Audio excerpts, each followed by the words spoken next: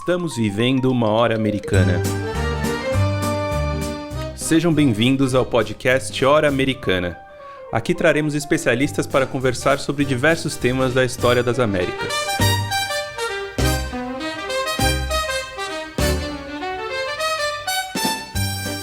Meu nome é Caio Pedrosa e estão aqui meus companheiros Luiz Calil, Priscila Pereira, André Ferreira e Evelyn Acrucci.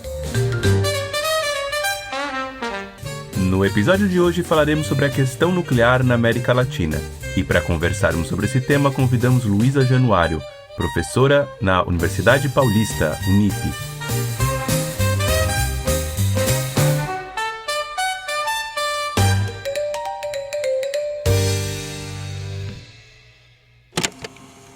¿Sabías que en 1951 Argentina anunció al mundo que había logrado algo que ni Estados Unidos ni la Unión Soviética habían conseguido? Perón salió en cadena nacional diciendo que la Argentina dominaba los secretos de la fusión nuclear. El New York Times publicó la noticia. El mundo quedó atónito. Pero había un problema.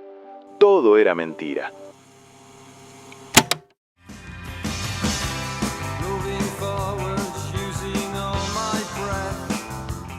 Em 24 de março de 1951, Juan Domingo Perón, cumprindo então seu segundo mandato como presidente da Argentina, chamou uma coletiva de imprensa e declarou algo surpreendente. Sob o comando da recém-criada Comissão Nacional de Energia Atômica, seu país havia conseguido realizar em laboratório uma fusão nuclear controlada. Em pleno processo de industrialização, a crescente demanda por energia era um obstáculo a ser vencido pelos argentinos, e a perspectiva de uma fonte abundante e ininterrupta de eletricidade seria um trunfo para o regime peronista.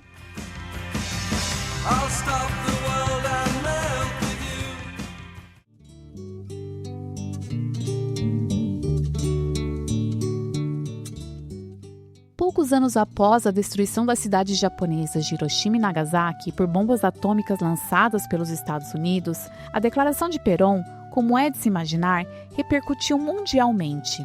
Vivia-se o início da chamada Era Atômica. Os obscuros testes realizados na ilha de Oemu, localizada na Patagônia, pareciam promissores, mas tudo não passava de uma grande fraude.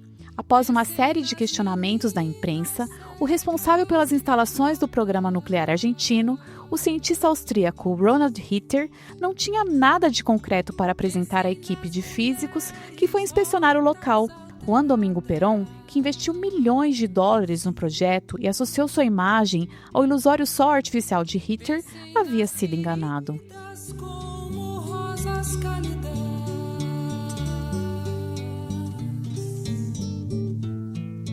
Mas ó, não se esqueçam da rosa, da rosa.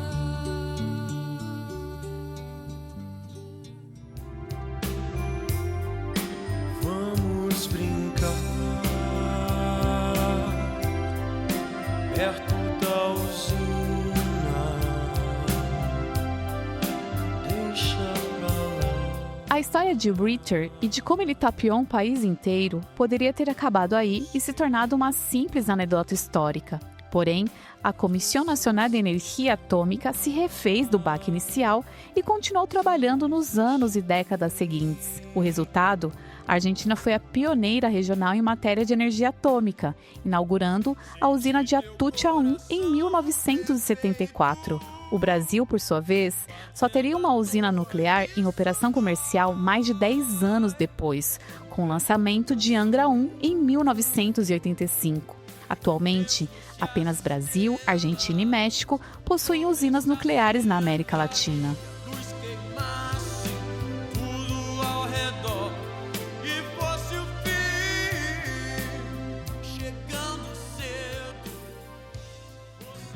Venha conhecer o primeiro condomínio com abrigo nuclear da América Latina. Venha morar com comodidade e total segurança à prova de roubo, fogo e... Embora a geração de energia elétrica em usinas nucleares fosse um maior e mais evidente objetivo, o temor de uma corrida armamentista sempre esteve no horizonte. Exatamente por isso, em 1967, a maioria dos países da América Latina e Caribe assinaram o Tratado de Tlatelolco, tornando a região a primeira zona densamente povoada do planeta livre de armas atômicas. A exceção foi Cuba, que aderiu ao tratado bem mais tarde, no ano de 2002. O caso latino-americano é considerado um exemplo muito bem sucedido internacionalmente, configurando o que no jargão técnico chama-se de ZELAM, Zona Livre de Armas Nucleares. Venha já reservar seu lugar no nosso abrigo nuclear. Os presidentes do Brasil e da Argentina assinam em Foz do Iguaçu um acordo para uso pacífico da energia nuclear. O presidente Fernando Collor desembarcou às 10h30 da manhã no Aeroporto Internacional de Foz do Iguaçu. O presidente da Argentina, Carlos Menem, chegou 15 minutos depois. Após os cumprimentos e revista às tropas, vieram para este hotel em Foz do Iguaçu. Aqui os dois presidentes assinaram a declaração sobre política nuclear comum. Brasil e Argentina deixaram bem claro o compromisso de utilização da energia nuclear para fins exclusivamente pacíficos.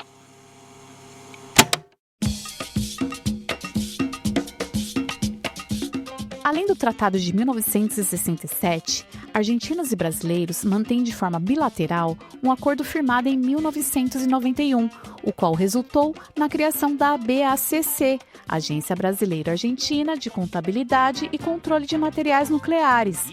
Esse órgão binacional permite a existência de um sistema de inspeções cruzadas, isto é, inspetores brasileiros fiscalizam as usinas e laboratórios na Argentina, enquanto os argentinos têm acesso às instalações no Brasil. Tal prática pôs fim a décadas de desconfiança mútua, e assim como a criação da ZELAM no final dos anos 1960, é amplamente elogiada como modelo de controle e construção de paz regional. No Brasil, o interesse pela energia atômica é antigo. Em 1951, durante o segundo governo Vargas, o almirante Álvaro Alberto da Mota e Silva idealizou e fundou o Conselho Nacional de Pesquisas, CNPq, que inicialmente tinha como seu principal foco a pesquisa nuclear. A propósito, não é coincidência que toda a geração de energia nuclear comercial do país esteja concentrada numa central que leva o nome de Almirante Álvaro Alberto, em Angra dos Reis, Rio de Janeiro, e abriga as usinas de Angra 1 e Angra 2. Atualmente, a capacidade de geração do setor representa entre 1% e 2% da energia produzida nacionalmente, ou seja, uma fatia muito pequena do total. Iniciadas nos anos 1980, as obras da usina de Angra 3 já foram paralisadas e retomadas mais de uma vez. E seu futuro é incerto, devido aos altos custos para sua conclusão, além da resistência de ambientalistas. Quando a energia nuclear se tornou uma questão relevante na América Latina, qual foi o papel das ditaduras do Cone Sul no desenvolvimento dos programas nucleares? Brasil e Argentina sempre rivalizaram em torno desse tema? Quais são as perspectivas do uso futuro dessa tecnologia na região? Para discutir esses e outros assuntos, o Hora Americana recebe hoje Luísa Januário, professora titular da Universidade Paulista, a Unip. Mas antes da entrevista, vamos ouvir a dica da hora com o Calil.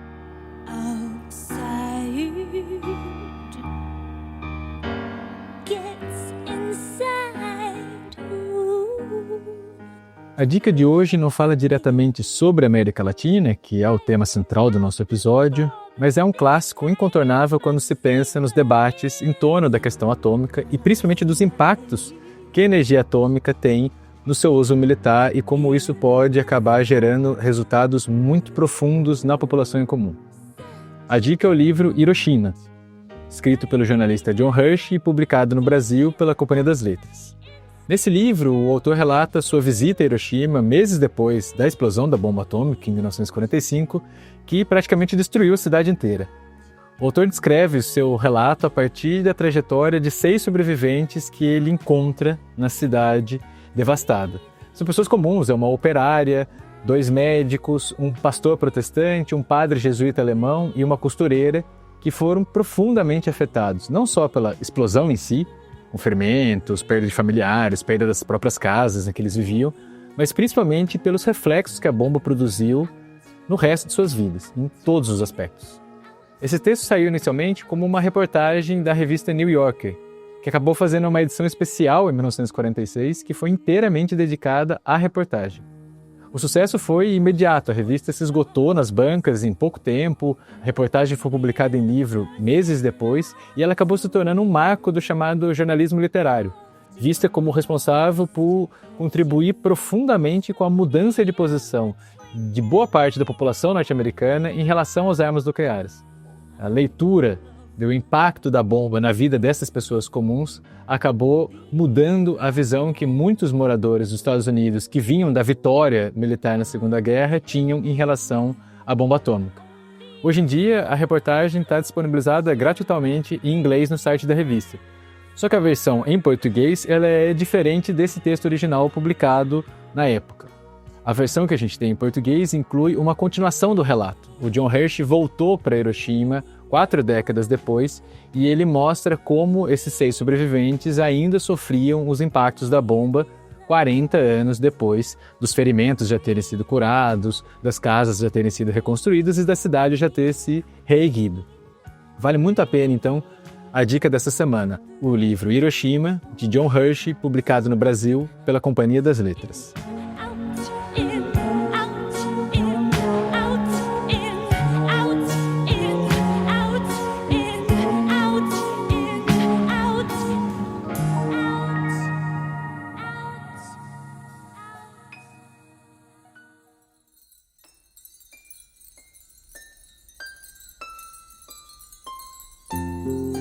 Você está ouvindo o Hora Americana.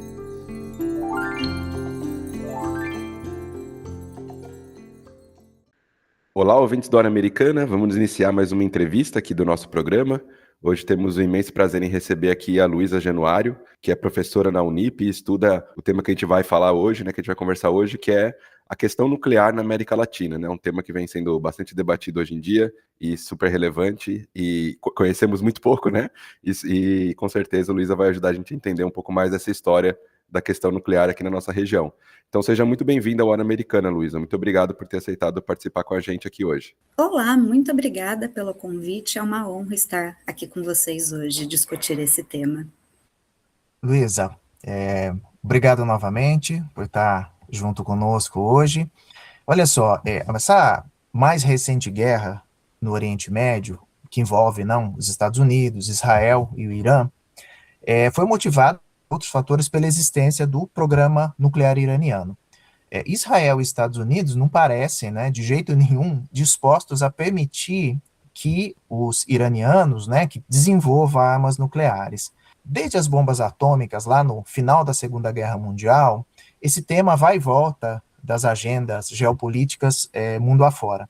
Então, eu pergunto para você, qual que é o papel da energia nuclear nos chamados estudos de defesa, Peço para você esclarecer para o nosso ouvinte como esse assunto é abordado do ponto de vista de quem se dedica a estudar a questão.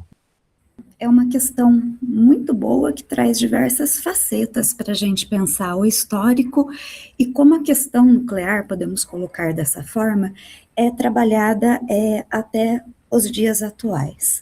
Primeiro, podemos colocar que a questão nuclear é um tema central para essa área de estudos de segurança internacional, defesa, desde o início da chamada era atômica, com o fim da Segunda Guerra Mundial. E ela teve um impacto muito grande para as relações entre os países, para o ambiente internacional. Foi um impacto estratégico realmente significativo que impactou o que nós pensamos sobre a área em si de segurança e impactou, claro, em efeitos práticos sobre as doutrinas e as estratégias dos países.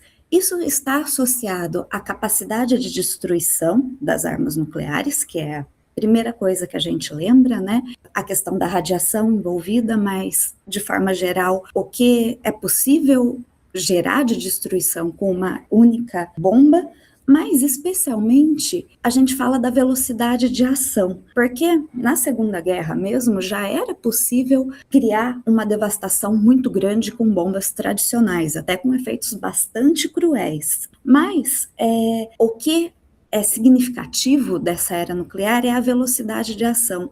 Com um número reduzido ou uma única bomba, você conseguir ter efeitos tão devastadores. Então, se gera a sensação que se chegou um grande avanço em termos de tecnologia militar, mas que é uma arma que nós não gostaríamos de utilizar, que ela poderia causar efeitos muito grandes. Então, se coloca, a partir disso, toda a lógica da dissuasão, a dissuasão nuclear que vai marcar esse cenário internacional pós-Segunda Guerra e é uma dinâmica muito citada até os dias de hoje. Que significa o quê? O que é dissuadir? Convencer alguém a não fazer algo. No caso, a não atacar ou a não reagir a alguma ação de um Estado, de um país, mediante uma ameaça de represália, que haveria um retorno. Não é algo inovador da era nuclear, mas se assume um caráter diferente justamente pelo potencial de devastação dessas armas.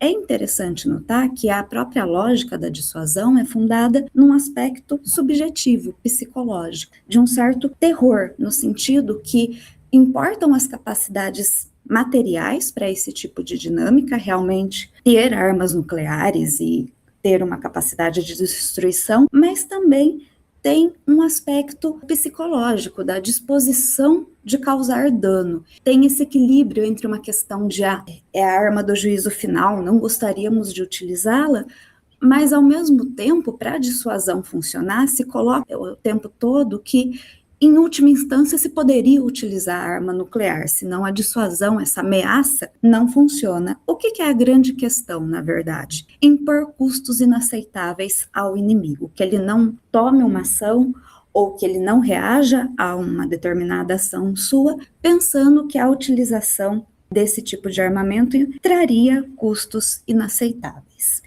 Essas questões vão marcar muito do pensamento em segurança internacional na segunda metade do século XX. Como eu disse, são dinâmicas que ainda são citadas e estão no imaginário até hoje. Mas eu gostaria de ressaltar também outra questão que se coloca logo no início da era atômica, que é a questão do uso dual. A tecnologia nuclear é considerada uma tecnologia de uso dual.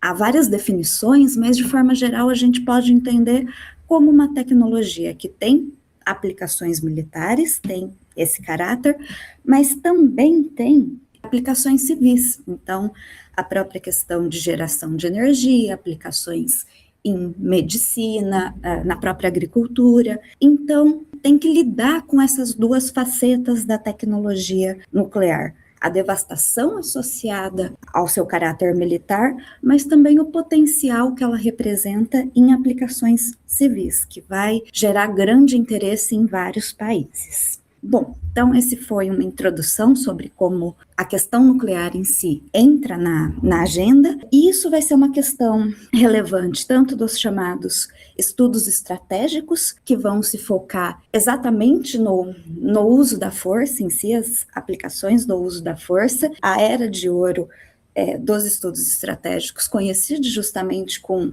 o auge desse debate sobre a questão nuclear, essa dinâmica da dissuasão, mas também do que a gente chama dos estudos de segurança internacional, que são estudos mais gerais, de certa forma.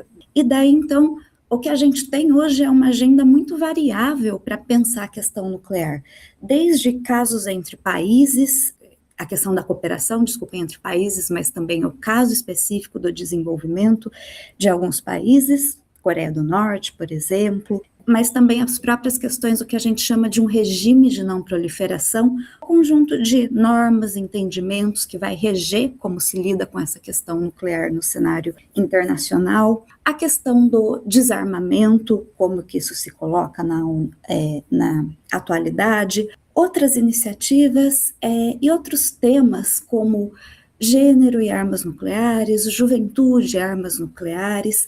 Então, é uma agenda que apresenta bastante diversidade, vamos colocar assim. Na América Latina, apenas 3 países possuem programas de produção de energia nuclear: o Brasil, a Argentina e o México. Por outro lado, né, outras nações utilizam a tecnologia para pesquisas médicas e aplicações afins. Você poderia apresentar para a gente um panorama breve, né, um panorama regional sobre o tema? Ao que parece, o urânio não é propriamente um mineral raro, mas não é qualquer tipo de urânio que serve de combustível, certo? Por que é tão difícil dominar esse conhecimento?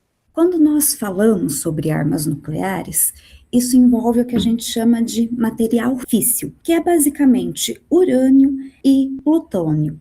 O urânio em específico tem 2 isótopos importantes aqui para a gente pensar: o 235 e o 238. Eles são o mesmo elemento, mas que tem isótopos diferentes. E o urânio 235, ele é muito físsil, ele se divide muito facilmente e assim ele é muito bom para se gerar reações em cadeia, que é o que é necessário para a energia nuclear. Mas em uma dada amostra de urânio predomina o urânio 238. E aí é que entra o famoso processo de enriquecimento de urânio. O que é o enriquecimento de urânio que tanto se fala? Enriquecer aqui é aumentar a concentração do urânio 235 em uma determinada amostra de urânio natural, para que isso produza realmente as reações em cadeias necessárias. E a gente tem diversos níveis de enriquecimento de um urânio. É um processo bastante complexo que vai ser central para os países que querem dominar o ciclo da energia nuclear. Até 5%, 3 a 5%, é um enriquecimento suficiente para a produção de energia. E não necessariamente os países que têm usinas nucleares, que produzem energia nuclear, dominam esse processo. O combustível, o urânio enriquecido, pode ser simplesmente importado, sujeito a controles internacionais, claro. Mas para buscar uma autonomia, se tem a questão de conseguir enriquecer o urânio. Até 5% se fala que é um nível de energia. O que seria o nível adequado para armas nucleares? Seria cerca de 90% de enriquecimento. Esse é o nível basicamente esperado.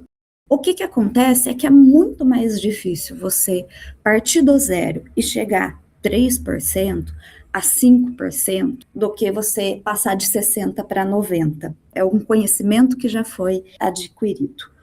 Então, por que isso importa? Pode importar de forma geral para ter certa autonomia no sentido do combustível nuclear, para abastecer usinas, e claro, para países que têm intenções militares em seus programas nucleares, essa vai ser uma fase, vai ser um processo central para se conseguir construir a bomba, já que não se conseguiria importar, conseguiria de fora um urânio enriquecido a níveis suficientes para armas nucleares. O Brasil anunciou que dominou a tecnologia de enriquecimento de urânio em 1987, ainda que o processo tenha sido desenvolvido um pouco antes, no contexto do programa nuclear paralelo ou secreto, que a gente fala, que vai sendo conduzido de forma autônoma pelas Forças Armadas, e foi justamente o projeto desenvolvido pela Marinha que teve bastante sucesso, que conseguiu fazer esse enriquecimento, e isso está ligado justamente ao destaque também que a Marinha tem até hoje no programa nuclear brasileiro. A Argentina já tinha anunciado pelo menos o enriquecimento de urânio usando um método distinto alguns anos antes. Luísa, queremos agora te perguntar sobre o histórico dessa questão aqui na nossa região. Afinal de contas, quando e como a energia nuclear passou a ser um tema relevante aqui nas Américas? É claro, a gente sabe, né, que os Estados Unidos é que assumiram a dianteira do processo, né? Mas o que a gente pode dizer dos demais países do continente, né? De que forma que eles tomaram parte nessa história? Houve negociações para que eles pudessem instalar usinas nucleares aqui na América Latina? Como funcionou essa questão na nossa região? Sim, os Estados Unidos realmente têm a dianteira nesse processo. É interessante a gente lembrar que o debate sobre a física nuclear teórica já existia antes. Na verdade, a década de ouro da chamada física nuclear teórica, lá aos anos 30, passagem dos anos 20 para os anos 30. Se a gente pensar no mundo de forma geral, não é um período lá muito promissor, né? Mas realmente é a década de ouro, ou a era de ouro da física nuclear teórica. E o contexto da Segunda Guerra dá oportunidade para os altos investimentos necessários para se tentar aplicar isso realmente com fins militares.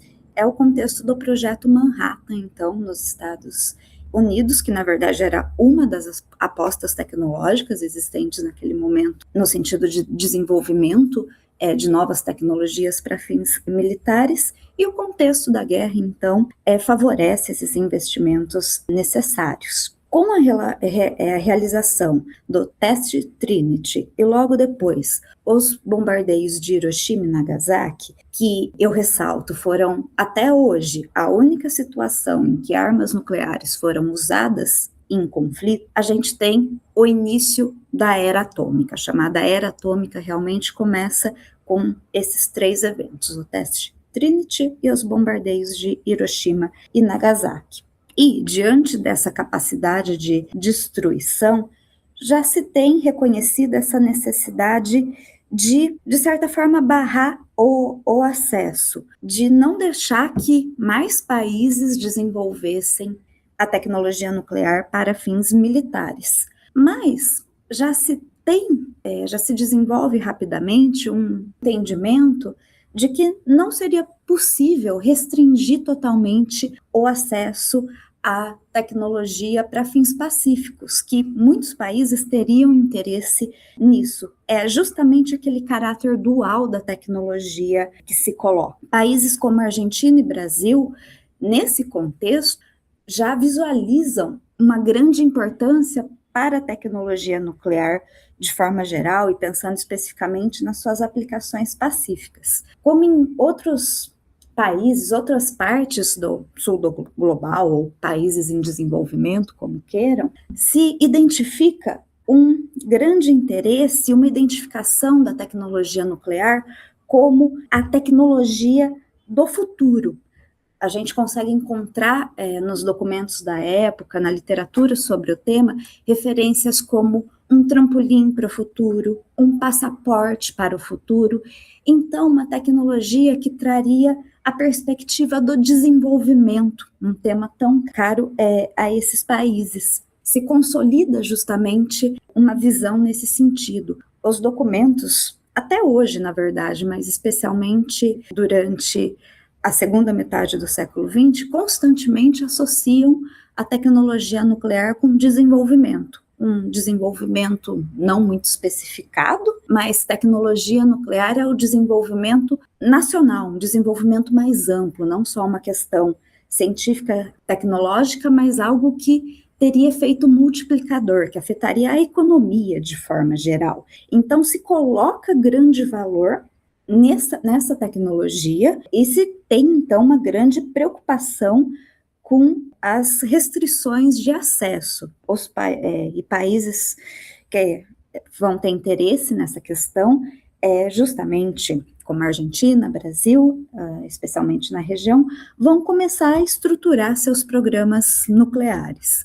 Às vezes, o desenvolvimento não é tão tranquilo, tão linear, especialmente no caso do Brasil. A gente tem vai e volta um movimento nesse sentido, mas se começa a estruturar, então, de alguma forma, programas nesse sentido. E o acesso a essa tecnologia se dá bastante no contexto do chamado Programa do Átomos para a Paz, do próprio governo dos Estados Unidos, que tenta facilitar a cooperação para fins pacíficos, já com o objetivo, de ter controle, ter restrições para que não se tivesse aplicações militares. E, lógico, se forma uma indústria em cima disso com fortes interesses comerciais. Então, os países aproveitam isso para tentar uma cooperação e depois começar a fazer acordos para a instalação de usinas nucleares. No caso do Brasil, a nossa primeira usina foi um acordo realmente com os Estados Unidos, uma empresa, na verdade, estadunidense, mas depois se tem uma intenção de diversificar parcerias. Mas, enfim, eu diria isso, esse interesse de países da região se dá nesse contexto de associar a energia nuclear, a tecnologia de forma geral, a possibilidade de desenvolvimento, com grande receio sobre restrições colocadas no desenvolvimento de programas, e se aproveita da cooperação ou do reconhecimento que é um direito dos estados soberanos de desenvolver energia nuclear para fins pacíficos, para, por meio da cooperação internacional, começar a estruturar seus programas para geração de energia.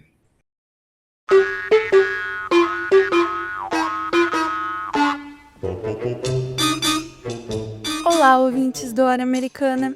Eu sou Beatriz e espero que você esteja gostando do episódio.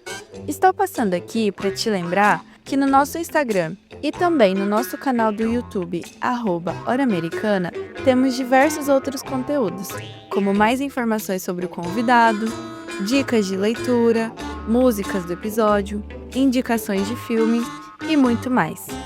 Lá, você também pode entrar em contato com a gente, deixar comentários e sugestões, além de apoiar o trabalho do Hora Americana e contribuir na divulgação científica da história das Américas. Nos vemos por lá.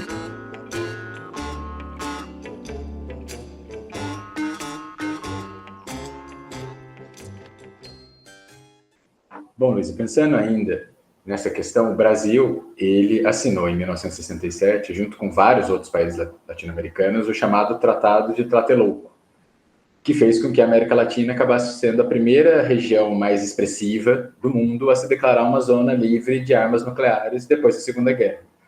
Você poderia explicar para a gente um pouquinho sobre esse tratado, o que ele diz e qual que é a importância que ele teve durante o período da Guerra Fria e se ele ainda tem algum significado expressivo hoje? Ele tem uma validade? Ele já foi ameaçado de descumprimento? Enfim, você poderia falar um pouquinho sobre o tratado, por favor?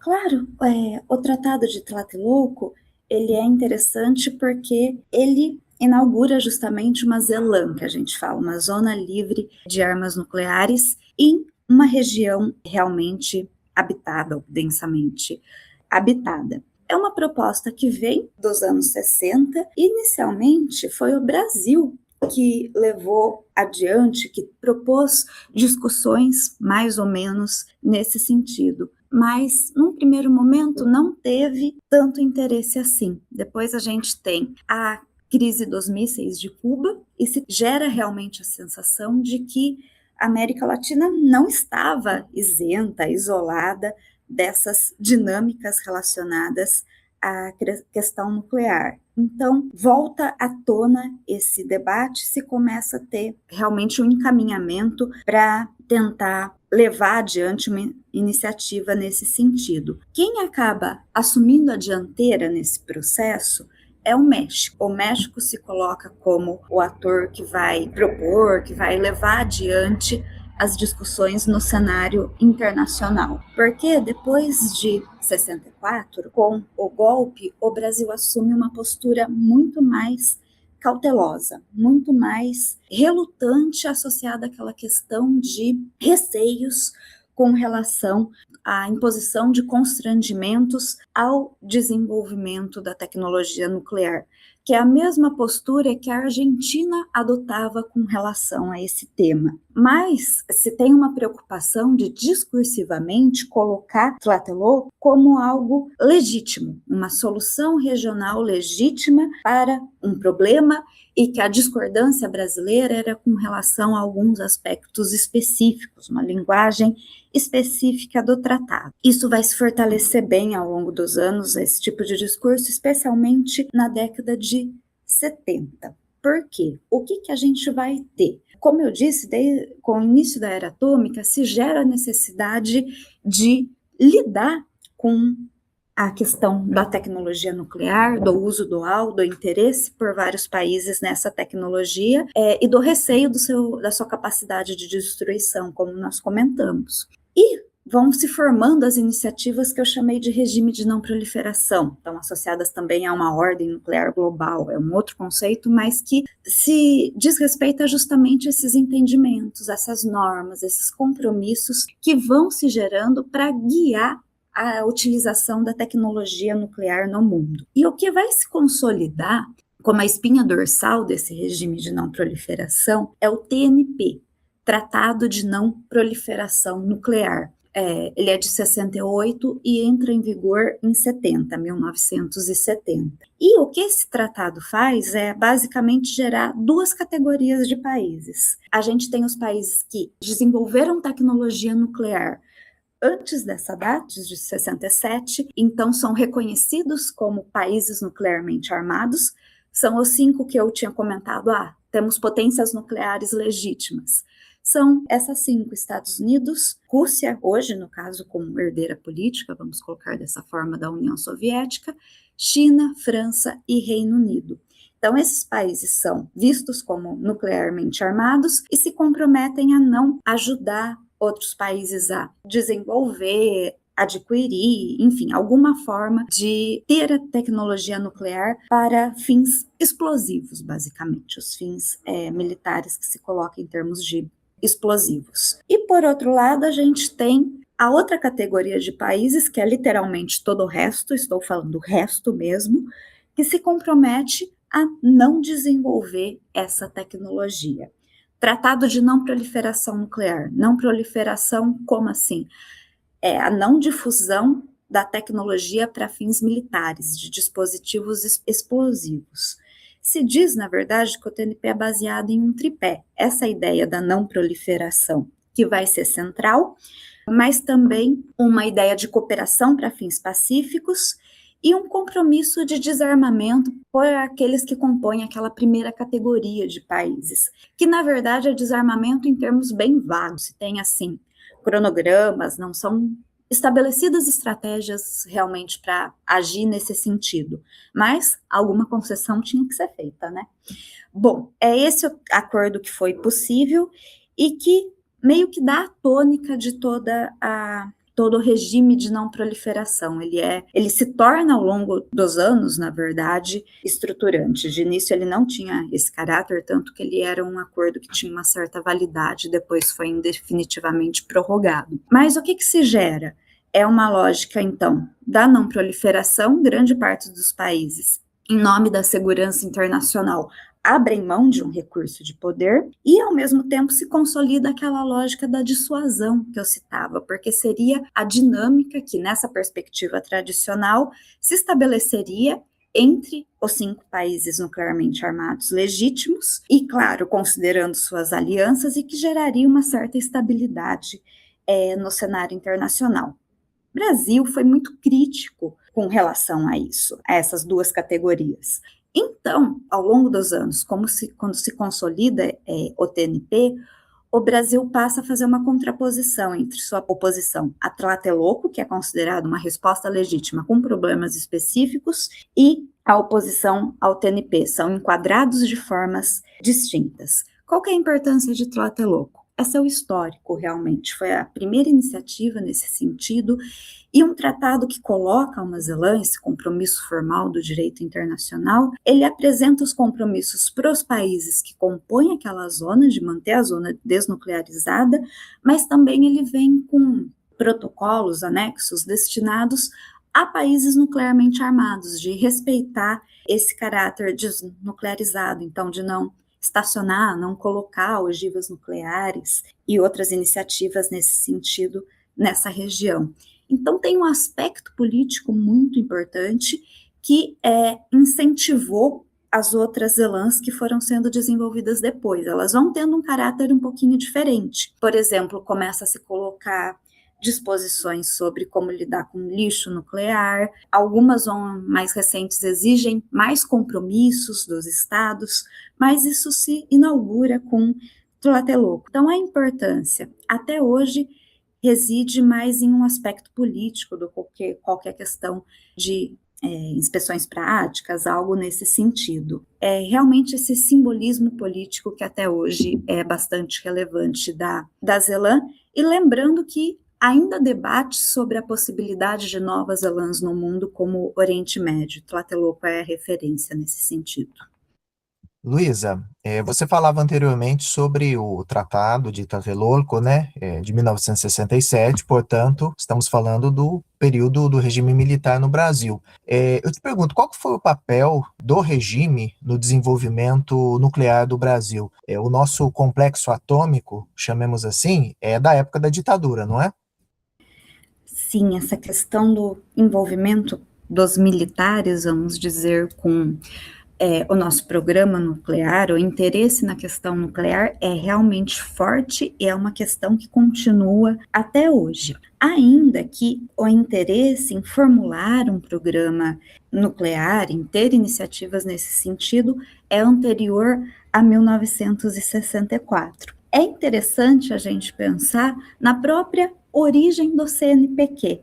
CNPq criado em 1951, para incentivar a pesquisa no Brasil, como a gente sabe, mas com um grande destaque para a questão nuclear. Ele foi inicialmente concebido como uma possibilidade de tentar começar a articular iniciativas nesse sentido.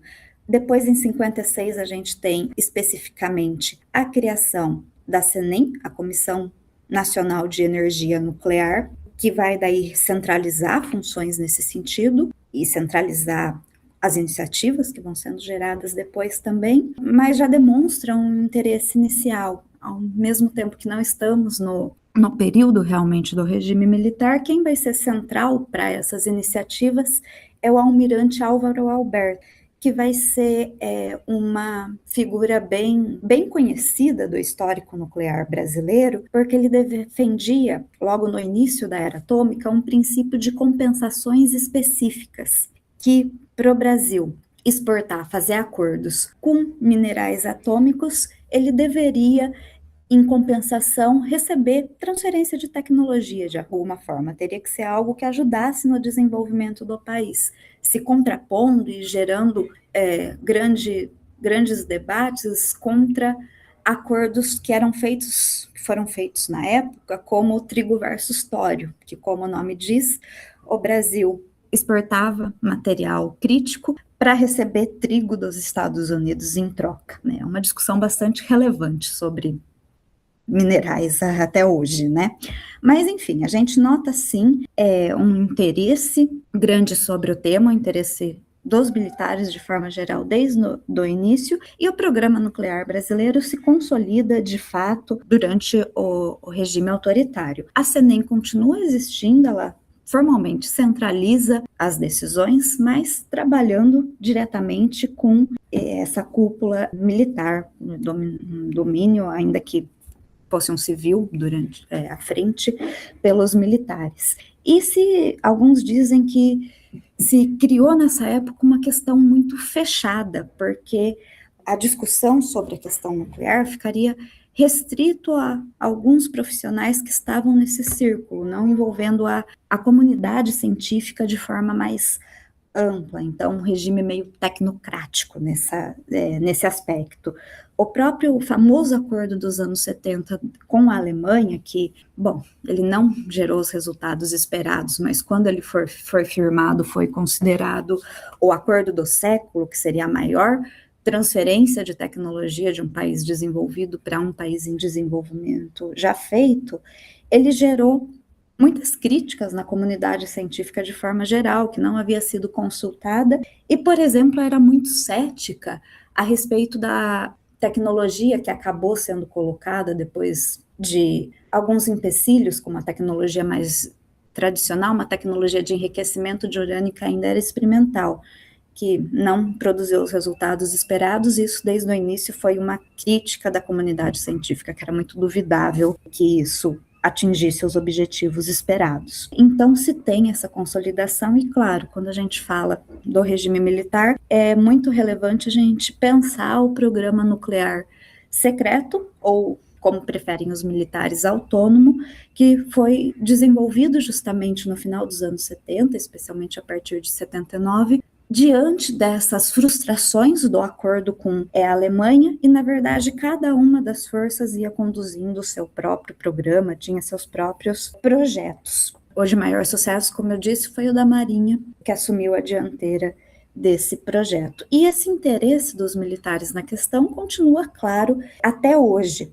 Pode visualizar que um grande projeto que a gente tem é a construção do submarino de propulsão nuclear, que é um projeto estratégico. Se a gente pegar os chamados documentos de defesa do Brasil, Livro Branco de Defesa, Política Nacional de Defesa, Estratégia Nacional de Defesa, sempre a tecnologia nuclear sendo citada como esse grande destaque, o projeto do submarino, vem meio que aquela ideia de modernização e desenvolvimento que existia desde os anos 50. Mas, enfim, é algo que continua até hoje e a gente pode até falar que isso confere um perfil estratégico, eu quero dizer, voltado a questões estratégicas da política nuclear no Brasil, que seria diferente de um perfil da Argentina, por exemplo, que tem um caráter mais comercial, exportador, tanto que às vezes a gente vê notícias de acordos significativos nesse sentido da Argentina com a Austrália,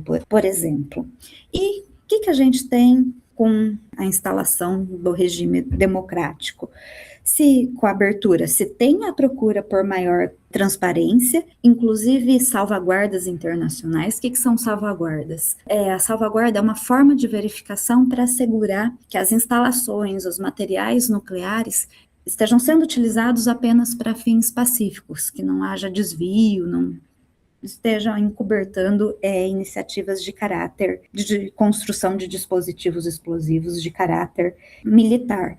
Mas, em termos de condução de projetos, continua sendo bastante centrado, ou tem bastante voz, os militares nesse processo, especialmente a Marinha em si. Daí a gente poderia entrar em outro debate sobre relações civis militares, tipos de transição democrática, né? Mas acho que por enquanto é suficiente a gente marcar isso. Realmente a questão não é simplesmente do período militar, mas a influência que se tem até hoje dos militares.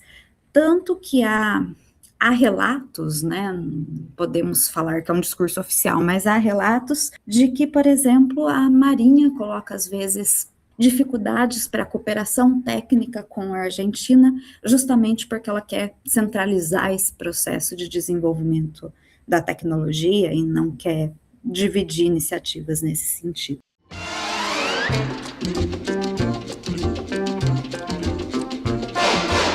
Você está ouvindo o Hora Americana.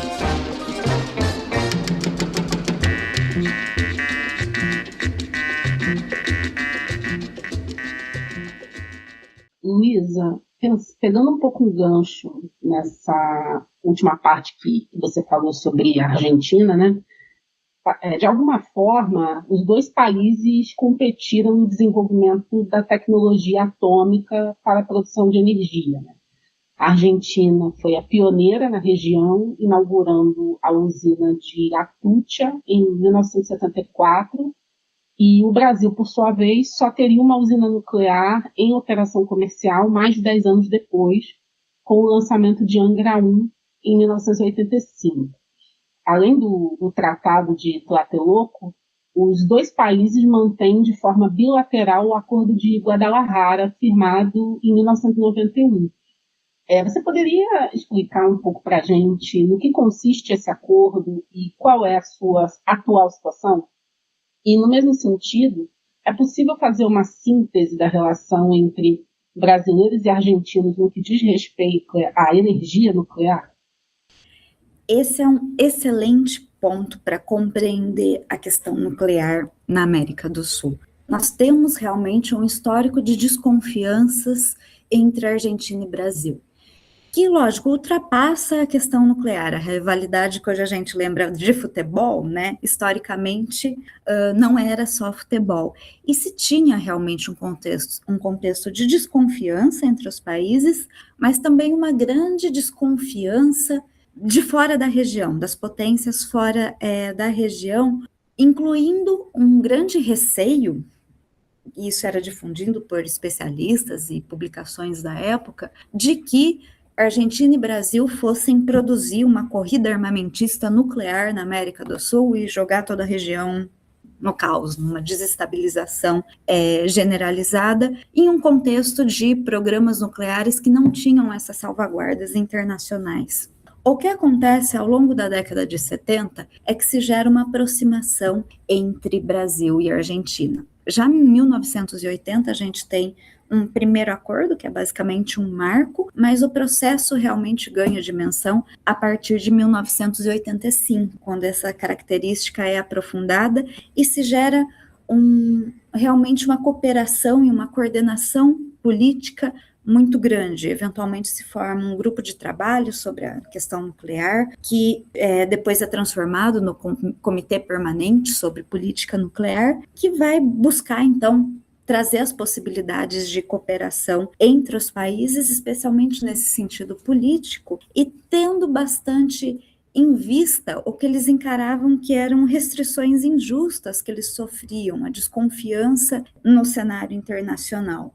Os documentos realmente históricos dessa época, de 85 a 91, eles vão usar o termo vilões. Nós temos que deixar de ser vilões e passar a mocinhos. Então, se gera um processo de construção da confiança mútua, que a gente diz, se estabelece um diálogo de alto nível entre Brasil e Argentina, com reuniões periódicas e também com visitas de autoridades, as famosas visitas dos presidentes a instalações ligadas aos programas nucleares dos dois países, as visitas recíprocas.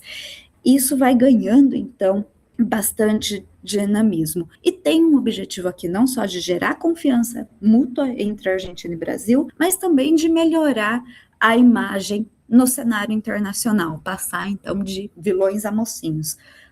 Eles estão falando que eles, de fora, eu digo, dizem que nós vamos, então, gerar uma corrida armamentista, mas isso os documentos indicam que foi uma estratégia deliberada. Então, a gente vai fazer iniciativa política de alto nível o tempo todo para não ter escolhas em se noticiar como o Brasil e a Argentina estão próximos, estão cooperando. Isso realmente aparece, que seria necessário começar, sim, porque eles não tinham condições de lidar com o regime internacional em si diretamente, basicamente o TNP. Lembrando que nessa época nenhum dos dois países aderia ao TNP e isso aumentava a desconfiança da comunidade internacional, se a gente quiser colocar dessa forma. Esse processo, em 1991, produz a ABAC, é o fruto desse acordo bilateral, acordo que se diz. A Agência Brasileira e Argentina de Contabilidade e Controle de Materiais Nucleares. Ela existe hoje, ela foi a primeira organização bilateral criada por Argentina e Brasil, e ela é totalmente sui generis. Até hoje, ela é considerada um exemplo de iniciativa própria em termos de salvaguardas nucleares. Inicialmente teve uma certa suspeita de que ela poderia estar sendo usada, na verdade, para encobrir desenvolvimentos nucleares na Argentina e no Brasil, mas ela se consolidou realmente como respeitável e hoje serve como um modelo para as outras regiões, que ela é baseada no quê?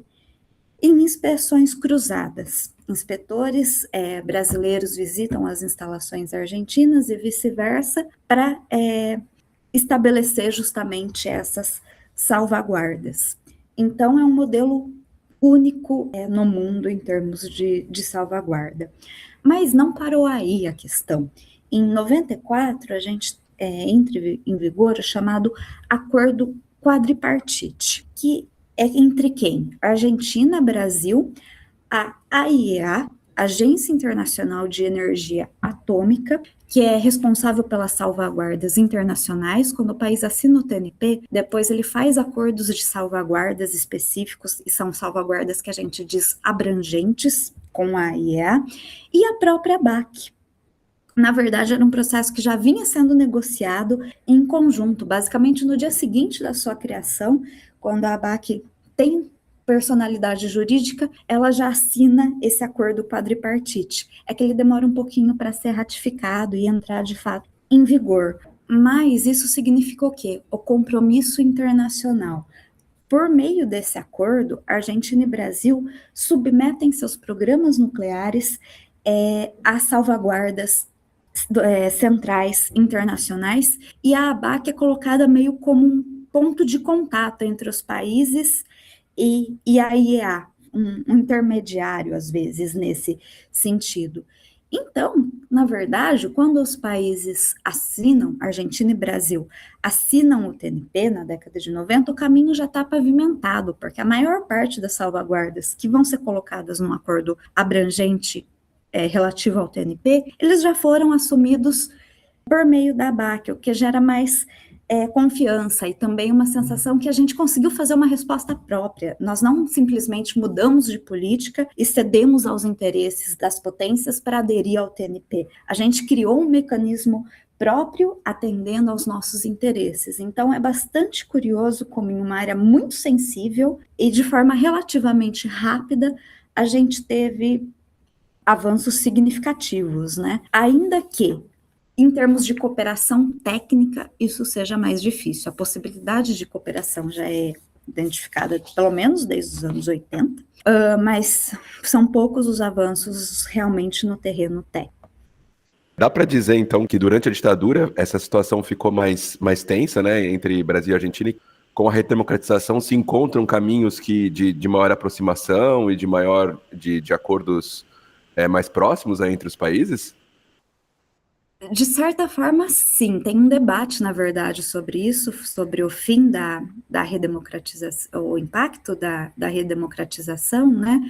Muitos entendem como um catalisador. Foi a conjuntura política que possibilitou mais avanços e possibilitou dar um passo mais rápido. Mas muitos envolvidos no processo vão negar que isso seja um mecanismo fundamental para a gente explicar essa cooperação bilateral, com uma sensação que nos anos 80 já se tinha, em 1980 exatamente, já se tinha visualizado um caminho nesse sentido. Depois se tenta levar adiante, ainda que não tenha realmente esse impulso necessário, e que fundamentalmente, as políticas nucleares que a gente fala não se alteraram significativamente, mas sim que a partir de 85 se tem as condições necessárias para uma maior aproximação. É realmente um debate na literatura, tem visões que vão caracterizar esse momento como central para explicar realmente a cooperação, até hipóteses que colocam que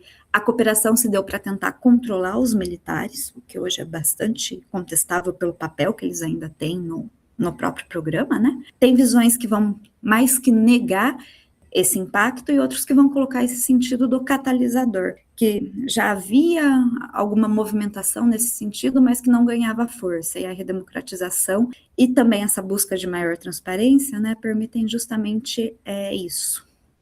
Bom, Luísa, queria retomar aquela questão do submarino nuclear, que você já começou a falar em respostas anteriores, né?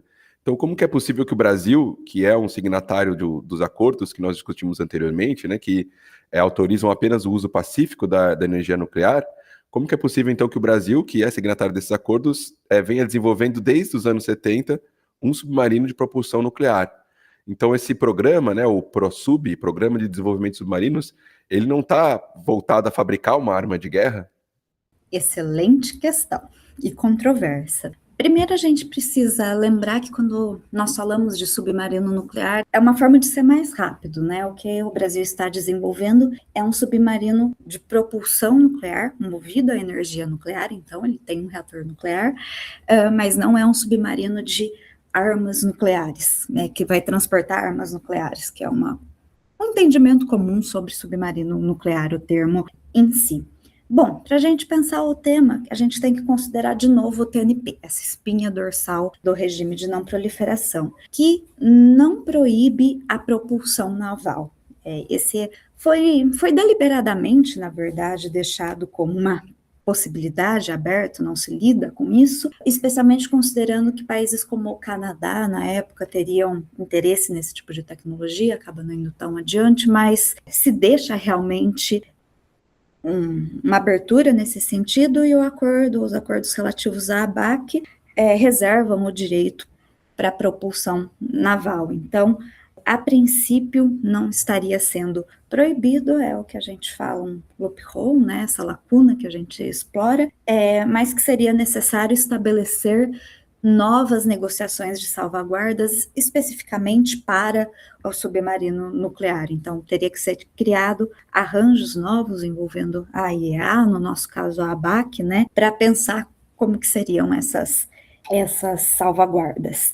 Tentativamente, o Brasil tenta gerar um discurso que a propulsão naval seria uma aplicação pacífica. A gente encontra declarações nesse sentido, que é questionável. Não é uma coisa bem aceita assim.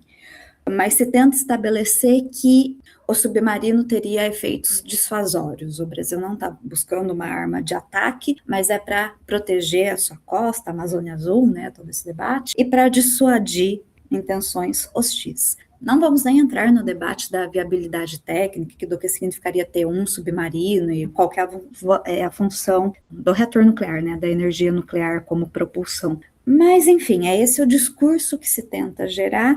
Não se aceita também, mas se vê que realmente existe uma lacuna nos tratados internacionais. Não é proibido, teriam que ser negociadas novas salvaguardas. Por isso também que o anúncio do projeto do AUKUS, que a Austrália daí passaria a ter submarinos nucleares, não por desenvolvimento próprio, né, por causa do acordo militar, isso geraria novas negociações por parte da Austrália com a IEA, e daí se tem um receio que o Brasil não possa impor os termos da negociação, porque não seria o primeiro, já teria um precedente daí. Enfim, outro debate. De fato, o projeto original do submarino é dos anos 70, 1970, é a intenção nesse sentido, tanto que já se falava que a Marinha estava enriquecendo urânio justamente pensando nessa propulsão naval. Isso é retomado com o ProSub em 2008, o contexto do acordo com a França para produzir o casco de submarinos, né, convencionais, e no caso de um nuclear, mas voltado daí ao reator em si sendo desenvolvido pelo Brasil. Aí a gente tem um contexto de vários atrasos significativos. As previsões originais indicavam que o submarino nuclear, de propulsão nuclear, seria lançado no início da década de 2020. 2023, possivelmente, depois se começou a falar 2029, há um contexto de constante prorrogações. Oficialmente, acredito que estivesse em 2032, a última previsão, mas hoje já tem falas que vão indicar 2037. Então, é bastante complicado, assim, esse contexto das prorrogações e as dificuldades técnicas que se enfrenta, mas, de fato, é considerado um projeto de grande tecnologia, um projeto estratégico significativo. Bom, para a gente terminar, eu acho que vale a pena falar um pouquinho sobre as perspectivas do uso da energia nuclear hoje na América Latina. Existem alguns riscos desse uso aqui? Você poderia falar um pouquinho sobre o histórico de acidentes? A gente está vendo agora uma retomada do acidente com o Césio no Brasil por causa de uma série. E você também poderia falar um pouco sobre as obras da usina nuclear de Angra 3, que elas estão paradas, mas teoricamente vão ser colocadas em andamento em algum momento. De forma geral, se tem um contexto de grande interesse no mundo pela energia nuclear. De tempos em tempos, a gente ouve falar de um renascimento nuclear, que seria uma nova busca pela energia nuclear, que hoje está bastante em pauta, com essa questão de ser uma energia limpa. Lembrar que estamos num contexto em que a questão da chamada segurança energética está bastante em pauta, com as implicações, primeiro, da guerra da Ucrânia e depois da guerra do Irã, especialmente na Europa. Então, essa busca de fontes e de garantia de energia está bastante em pauta pelo mundo, e essa questão também de se buscar fontes limpas, além de todo o processo em curso de expansão, um desenvolvimento cada vez mais aprimorado de inteligência artificial e dos grandes data centers que a gente sabe que demandam água e energia, né? Que a energia nuclear passa a ser vista como uma possível resposta nesse sentido. Então, o contexto, de fato, é de um grande interesse pelo tema. E na América Latina a gente também tem iniciativas nesse sentido. Possibilidade de erro está colocada quando a gente fala de centrais nucleares? Sim, histórico de acidentes no mundo, muitas vezes ligados a erros humanos, mas também o papel de fatores naturais, como foi o caso do último acidente no Japão.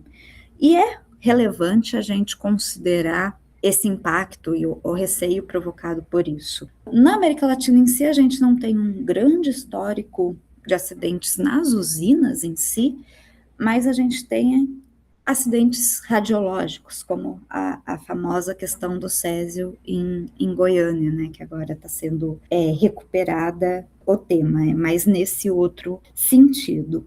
De qualquer forma, quando a gente pensa no histórico brasileiro, com relação às centrais nucleares, ao próprio lançamento de Angra 3, a gente tem um cenário, na verdade, de várias descontinuidades. Mesmo Angra 1 e Angra 2 enfrentaram vários problemas, tanto que se a gente olha os jornais da época da construção, a entrada em operação dessas usinas, a gente encontra termos como paquiderme atômico, fazendo referência ao elefante branco nuclear, vagalume nuclear, em referência como a algumas dificuldades e atrasos da construção em si, mas depois os períodos que a usina acaba sendo desligada. Isso tem a ver, eu diria, e esses descaminhos com Angra 3 também, ao próprio histórico do Brasil com relação ao programa nuclear, que ele realmente não é contínuo, ele tem um baixo nível de consenso, muitas vezes, em nível de opinião pública, nível político, realmente, que tipo de iniciativas devem ser priorizadas, a estabilidade dos investimentos. De forma geral, isso é bastante marcado no programa nuclear brasileiro, e então se tem vários atrasos, e o projeto de Angra 3 está bem longe de ser novo, e tinha a intenção de construir mais usinas, mas a gente não consegue realmente enxergar, às vezes, grandes avanços nesse sentido, há grandes entraves. Faz parte, sim, a questão nuclear do Plano Nacional de Energia 2050, né, o PNE 2050, e é interessante notar que o plano inclui um esforço de conscientização sobre a relevância e como seria uma tecnologia segura. Não é exatamente esses termos, mas conscientizar a população sobre o papel da energia nuclear. Mas é um tema que com certeza vamos continuar ouvindo e assistindo nos próximos anos. Então, muito obrigado, Luísa, pela sua presença na Hora Americana. Foi muito esclarecedora, né, sua entrevista. Realmente deu para entender todo esse histórico aí dessa questão nuclear, para a gente poder ter mais informações, né, sobre um debate que às vezes aparece esporadicamente nessa lógica de redes sociais e que é muito pouco realmente aprofundado, muito pouco conhecido, né? Então, muito obrigado pela ótima entrevista. Eu que agradeço o convite, foi um prazer falar sobre esse tema que eu realmente gosto, me dedico, e que realmente às vezes aparece sendo citado, está fortemente presente nas redes sociais, nos discursos, mas que a gente precisa se dedicar a pensar um pouquinho mais. Muito obrigada. O Hora Americana desta semana fica por aqui. Este programa é um projeto de extensão interinstitucional com membros da Universidade Estadual de Londrina, Universidade Federal Rural do Rio de Janeiro, Universidade Federal de Juiz de Fora e Instituto Federal do Sul de Minas Gerais. A divulgação e criação de conteúdos para as mídias sociais é de Beatriz Portela, Catarina Lara Babativa, Guilherme dos Santos, Pedro dos Reis, Sofia Nishi, Lorena dos Santos, Rafaela Pagliarini, Jennifer Scotton e Rodrigo Emerite. A edição é de Caio Pedrosa, Nayara Victório da Silva, Laura Rocha e Gabriel de Abril. No episódio de hoje utilizamos as seguintes músicas: I Melt You, do Modern English, Rosa de Hiroshima, com Secos e Molhados, Angra dos Reis, do Legião Urbana, Abrigo Nuclear, com Premeditando Breck, La Era Nuclear, com Willie Colon e Breathing, com Kate Bush. Daqui a 2 semanas voltamos com um novo episódio. Até lá!